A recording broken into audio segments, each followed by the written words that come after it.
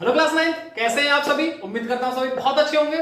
आज हम लोग स्टार्ट करेंगे end of chapter exercise chapter number 3 से। इस एक्सरसाइज में बहुत सारे क्वेश्चंस ऐसे रहने वाले हैं जो आपके एग्जाम में सीधे आपको देखने को मिल सकते हैं। तो इसीलिए एक एक क्वेश्चन को मैं बहुत ध्यान से बहुत प्यार से आपको कराऊंगा। आप सारे लोग कॉपी पेन लेके जरूर बैठिएगा।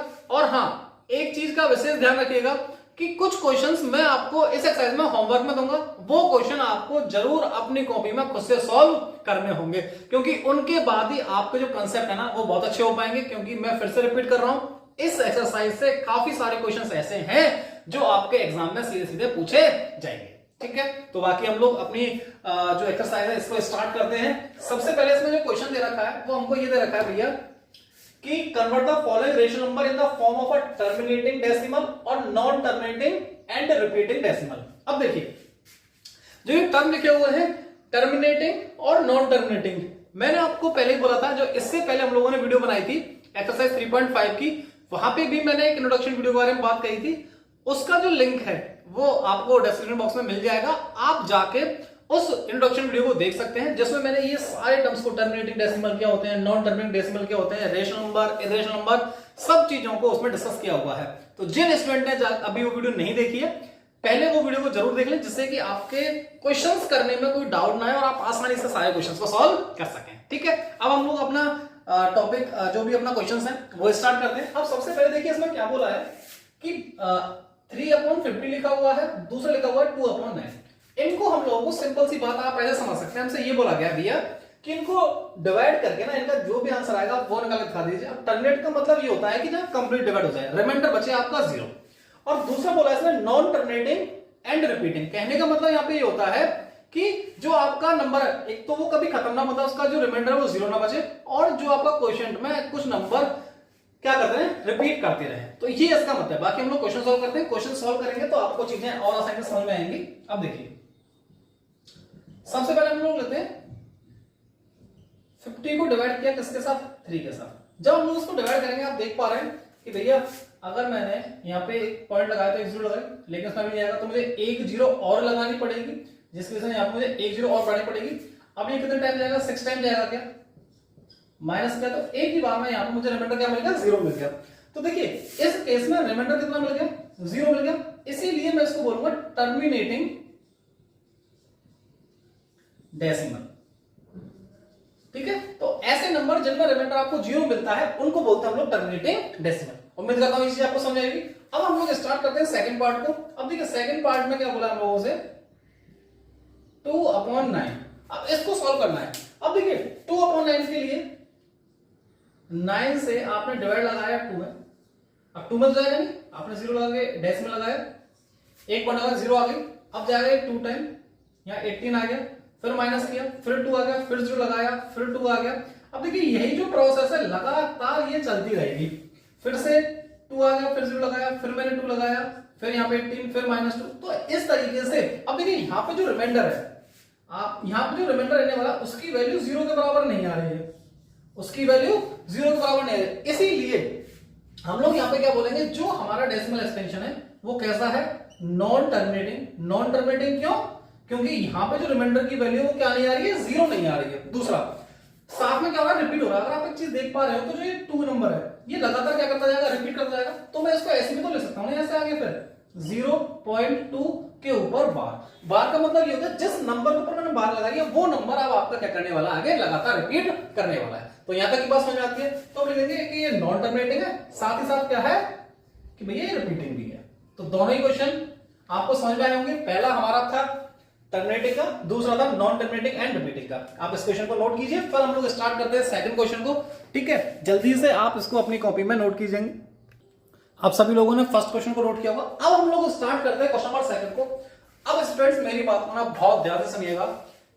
जो क्वेश्चन नंबर सेकंड है ना, इसमें क्लास 10th का हम लोग अब जो टॉपिक रहता है वो इंट्रोड्यूस करेंगे। और जो ये क्वेश्चन था ये क्लास 10th में ही अभी भी है, आगे पता नहीं सिलेबस चेंज हुआ वो अलग की चीज रहेगी, लेकिन अभी तक भी जो ये क्वेश्चन है ये क्लास 10th का क्वेश्चन है। ठीक है, अब इसका करने का ना मैं आपको बहुत आसान तरीका सिखा दूंगा। इसके बाद आपका इस टाइप का क्वेश्चन कभी भी आपसे रहेगा नहीं, ठीक है, या आपसे गलत नहीं होगा। लेकिन मेरी बात को बहुत ध्यान से रहना, जो चीजें मैं आपको सिखाऊंगा सिर्फ आपने वही करना है, और इस टाइप के कितने भी क्वेश्चन आ जाएं सब में पैटर्न एक ही आपने रखना है, और मैं कोशिश भी यही करता हूं कि आपको एक ही पैटर्न से क्वेश्चन सिखाऊं जिससे कि कहीं भी कंफ्यूजन क्रिएट ना हो।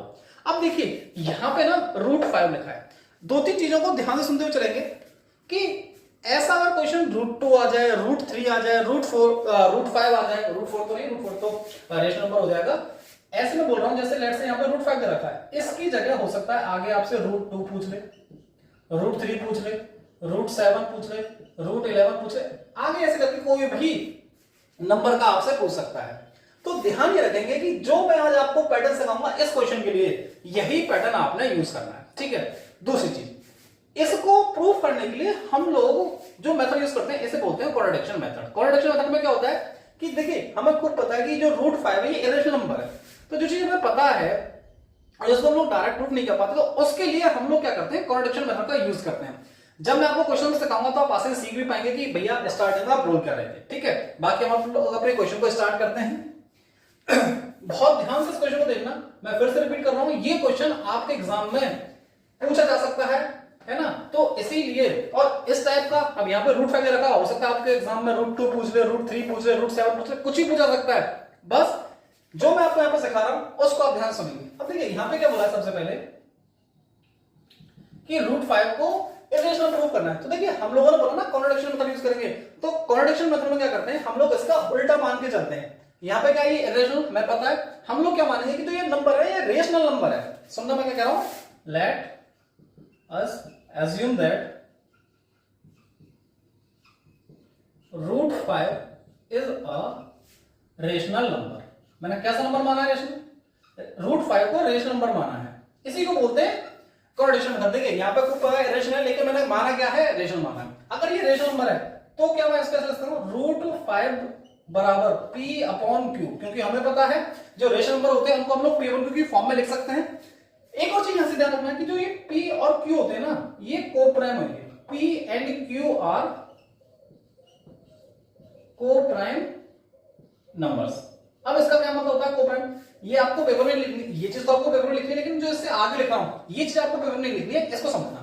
इनका मतलब ये होता है कि P और Q के बीच में जो हाईएस्ट कॉमन फैक्टर होगा वो सिर्फ 1 होगा, 1 के अलावा इनके बीच में कोई भी जो नंबर होगा वो कॉमन नहीं होगा। तो इसीलिए ये हो जाता है कि भैया जो इनके एचसीएफ होगा ना, इनका जो एचसीएफ होगा वो 1 के बराबर होगा। ये चीज आपको पेपर में नहीं लिखनी है, सिर्फ मैंने आपको समझाने के लिए बता दिया है कि कोप्राइम नंबर उनको बोला जाता है जिनका हाईएस्ट कॉमन फैक्टर हमेशा 1 होता है, 1 के अलावा उनके बीच में कोई भी आपको नंबर जो है वो 1 के अलावा कॉमन नहीं मिलेगा, ठीक है। आगे चलते हैं। अब देखिए हम लोग क्या करेंगे, इसका Q को इधर मल्टीप्लाई कर देते हैं, तो √5 इंटू Q इधर डिवाइड करो, इधर आके मल्टीप्लाई हो जाएगा, इक्वल टू P। अब कर देते हैं SBS, squaring on both side, squaring on both side. अब जैसे ही हम लोगों ने स्क्वायर किया तो देखिए यहाँ पे क्या होगा, √5 इंटू Q का स्क्वायर। अब देखिए बहुत सारे बच्चे गलती क्या करते हैं कि √5 के अंदर Q को समझे, ये रूट से अलग लिखा हुआ है Q, तो ध्यान रखिएगा इस चीज को। साथ में यहाँ पे लिखा हुआ है P², इसका करेंगे देखिए तो √5 का तो 5 ही हो जाएगा, Q का Q² हो गया, बराबर कितना आ गया P²।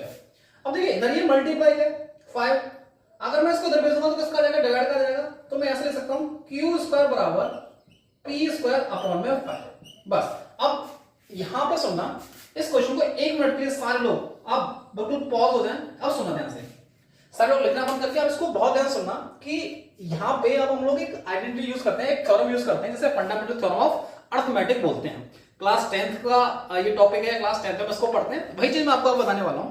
अब यहाँ पे होता क्या है, इसको ना मैं आपको अलग से समझा रहा हूं। जैसे कि अगर लेट से कोई नंबर लिखा हुआ है P², अगर मान के चलिए P² को A ने डिवाइड किया तो बोला ये जाता है भैया थ्योरम के द्वारा कि P को भी जिस नंबर का ये स्क्वायर है उस नंबर को भी जो ये A होगा वो डिवाइड करेगा, ठीक है। बात समझ आती है, एक बार फिर से रिपीट कर रहा हूं। लेट से यहां पे कोई नंबर है P, उसके स्क्वायर को अगर A डिवाइड कर रहा है तो उस नंबर को भी A डिवाइड करेगा। बस यही थ्योरम होती है जो मुझे यहां पे यूज करनी है, ठीक है। इतनी बात समझ आती है। तो यहां से क्या लिखेंगे, here P² is divisible by 5, so by theorem P is also divisible by 5। तो अगर p स्क्वायर को 5 डिवाइड करना है तो p को भी कौन डिवाइड करेगा? 5 डिवाइड करेगा। ठीक है, इसके बाद अब सुनना, देखिए अगर p को 5 डिवाइड किया तो इसको मैं रखता हूं यहां से। अगर p को 5 डिवाइड किया तो मैं इसको कैसे लिख सकता हूं? p को डिवाइड किया 5 में, लेट से मेरे को इसकी सॉल्व करने के बाद कोई इंटीजर आया, लेट से m, तो यहां लिख सकते हैं m is any integer. m क्या है? कोई भी यहां पे इंटीजर हो सकता है। अगर मैं यहां से p की वैल्यू निकालूं तो मुझे क्या मिलेगा? 5m। यहां से मुझे p की वैल्यू क्या मिल गई? 5m मिल गई। अब इसका हम फर्दर क्या कर देंगे? स्क्वायर कर देंगे, तो स्क्वायरिंग ऑन बोथ साइड। अगर हम लोगों ने जब इसका स्क्वायर किया, अब ध्यान सुनना है, हमें यहां से क्या मिलने वाला है? p स्क्वायर, साथ ही साथ ये हो जाएगा 25 और m स्क्वायर। ठीक है, तो यहां तक p स्क्वायर की वैल्यू, क्योंकि हम लोगों ने इसका स्क्वायर किया तो p स्क्वायर की वैल्यू मेरे पास आ गई 25m स्क्वायर। अब मेरी बात को ध्यान सुनना, देखिए p की वैल्यू अगर मैं आपको दूसरे मार्कर से इंडिकेट करके दिखाऊं तो p की वैल्यू एक आपके पास ये भी आ रखी है p स्क्वायर की, और देखिए यहां पे हमारे पास क्या है? p square. तो क्या मैं p स्क्वायर बराबर 5q स्क्वायर लिख सकता हूं क्या? तो देखिए इस p की जगह मैं लिख रहा हूं यहां से 5q स्क्वायर बराबर चल रहा है 25m स्क्वायर। अब इधर सुनना कि देखिए q स्क्वायर के साथ में ये फाइल किसका है? मल्टीप्लाई का। इधर किसका हो जाएगा? डिवाइड का। तो q स्क्वायर बराबर मेरे पास हो गया 25m स्क्वायर अपॉन में 5। इस 5 से 25 को काटा तो यहां से q स्क्वायर की वैल्यू मेरे पास कितनी आ गई? 5m स्क्वायर निकल के आ गई। अब सुनना, देखिए इस m स्क्वायर के साथ में 5 के साथ मल्टीप्लाई कर, तो इधर किसका हो जाएगा? ये डिवाइड का हो जाएगा। तो q स्क्वायर डिवाइड बाय 5 बराबर आ गया m स्क्वायर की। अब यहां से चीज सुनना, देखिए ऐसे ही यहां पे कुछ इक्वेशन बनी थी q स्क्वायर बराबर p स्क्वायर अपॉन में 5, ऐसे ही यहां बना है m स्क्वायर बराबर q स्क्वायर अपॉन में 5। तो यहां से मैं क्या बोल सकता हूं कि भैया यहां पे q square is divisible by 5। So by theorem, जो मैंने अभी आपको थ्योरम बताई थी अर्थमेटिक वाली, so by theorem q is also divisible by 5। तो इसका मतलब क्या होता है? देखिए हम लोगों ने स्टार्टिंग में बताया कि p और q आपस में कैसे नंबर है? कोप्राइम नंबर है कि इनका 1 के अलावा कोई भी फैक्टर नहीं होना चाहिए। लेकिन आगे जब हम लोगों ने क्वेश्चन को प्रोसीड किया तो क्वेश्चन में क्या हम लोगों ने देखा कि भैया देखो p को भी 5 डिवाइड कर रहा है, साथ में q को भी 5 डिवाइड कर रहा है। इसका मतलब तो ये होता है भैया कि q और p के 1 के अलावा भी फैक्टर है, और वो फैक्टर क्या है? 5 है। इसका मतलब जो इनिशियल में हम लोगों ने माना था कि जो रूट 5 है वो रेशनल नंबर है, इसका हमने वो गलत माना था, और इसी को बोलते हैं कॉन्ट्रडिक्शन मेथड। इसके आगे अब देखिए लैंग्वेज क्या लिखनी है वो चीज ध्यान सुनना। अब यहां से लिखेंगे कि इसको डाल देते हैं लेट्स से इक्वेशन फर्स्ट, इसको डालते हैं इक्वेशन सेकंड। तो from equation first and second, तो यहां से हम लोगों ने, आप चाहे तो यहां से ना लिख के इसको फर्स्ट और सेकंड इसको ना मान लेना, इसको मान लीजिए, इसको फर्स्ट और इसको हम मान लेते हैं सेकंड। ठीक है, तो फ्रॉम फर्स्ट एंड सेकंड, यहां से सेकंड को डालता हूं, तो हम लोगों ने क्या देखा कि भैया p and q have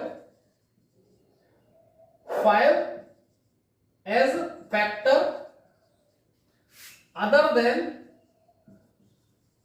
1, that means p and q are not co-prime number। और भैया जो ये जब ये p and q co-prime number नहीं है तो इसका मतलब ये होगा कि जो हम लोगों ने स्टार्टिंग में जब से मानी थी, सो are assumption is wrong, that's why root 5 is an irrational number। ये हमारा इस क्वेश्चन का कंप्लीट सॉल्यूशन या इसको ऐसे समझने की, क्योंकि हमें प्रूफ करना था तो ये इसका कंप्लीट प्रूफ है।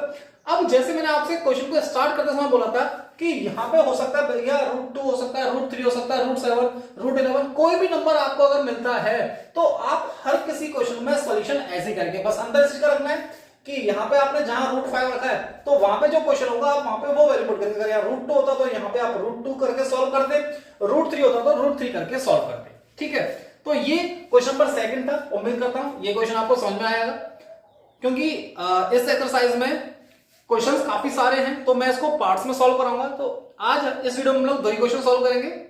उम्मीद करता हूं आपको दोनों ही क्वेश्चन समझ में आएंगे। और ये क्वेश्चन मैं फिर से रिपीट कर रहा हूं, मोस्ट इंपोर्टेंट क्वेश्चन है, तो इसको सभी स्टूडेंट्स बहुत ध्यान से, अगर कहीं भी कोई आपका डाउट आता है तो एक बार आप वीडियो को रिपीट करके देख लेना। बाकी अगर आपको वैसे भी कोई डाउट रह जाता है तो कमेंट सेक्शन में अपना कमेंट लिख सकते हैं, और हमारा जो इंस्टाग्राम का पेज है SBM Academy 1301, आप वहां पर भी मैसेज करके जो भी डाउट होगा आप पूछ सकते हैं। आज के लिए इतना ही, थैंक यू।